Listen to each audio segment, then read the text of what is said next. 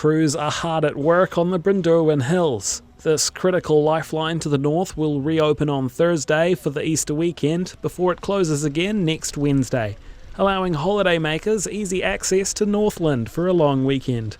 Transport Minister Simeon Brown says the temporary reopening will help businesses. Northland's had it tough in recent years. This road was closed on a number of times last year due to slips, COVID.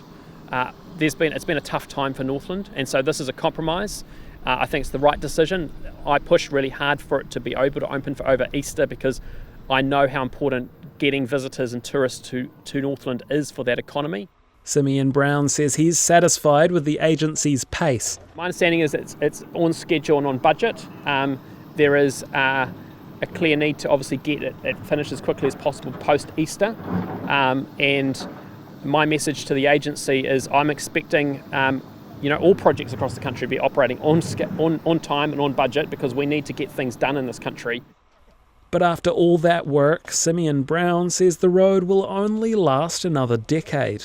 It does only buy 7 to 10 years worth of resilience for this route. And so the government is committed to the long-term solution. We need an alternative to the Brynderwyns. We've outlined that in our government policy statement on transport. We've started work on what that might look like. There's a lot of work that needs to be done.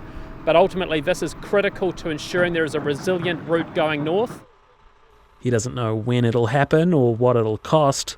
I can't give exact timeframes yet because the reality is for the last 6 years, no work has actually been undertaken. So we're starting that work now because we know how critical this route is for Northland and for the New Zealand economy. Simeon Brown says the government is planning to have an alternative route ready within the next 10 years.